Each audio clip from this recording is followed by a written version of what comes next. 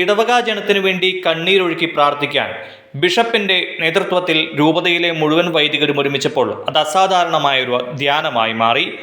താമരശ്ശേരി രൂപതയിലെ 130ഓളം വൈദികരാണ് രൂപതാധ്യക്ഷനായ മാർ റെമിജിയോസ് ഇഞ്ചനാനിയിലിനൊപ്പം വേളാങ്കണ്ണിയിലേക്ക് യാത്ര ചെയ്ത് 2 ദിവസം അവിടെ ധ്യാനിച്ച് ഇടവക ജനത്തിനു വേണ്ടി പ്രാർത്ഥിച്ചത്. താമരശ്ശേരി രൂപതയുടെ റൂബി ജൂബിലി വർഷത്തോടനുബന്ധിച്ച് നടത്തിയ ഈ തീർത്ഥയാത്രയിൽ പൗരോഹിത്യ ശുശ്രൂഷയിൽ രജത ജൂബിലി ആഘോഷിക്കുന്ന 8 വൈദികർക്ക് വേണ്ടിയും പ്രത്യേകമായ പ്രാർത്ഥന നടത്തി.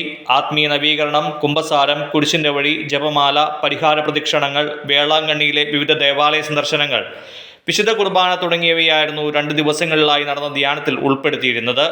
അതോടൊപ്പം തഞ്ചാവൂർ രൂപതയും പരിസര പ്രദേശത്തെ മോണമെന്റുകളിലും വൈദികർ സന്ദർശനം നടത്തി. രൂപതയിൽ തിരിച്ചെത്തിയ വൈദികർ കൂടുതൽ ആത്മീയ ഉണർവോടെയാണ് ഇടവകകളിലേക്ക് മടങ്ങിയത്. ഒരർത്ഥത്തിൽ ഇടവക ജനത്തിനു വേണ്ടി വൈദികരും വൈദികർക്ക് വേണ്ടി ഇടവക ജനവും പ്രാർത്ഥിച്ചാൽ നമ്മുടെ സഭയിൽ ഇപ്പോൾ നിലനിൽക്കുന്ന എല്ലാ പ്രശ്നങ്ങളും മാറുമെന്ന് ഉറപ്പാണ്.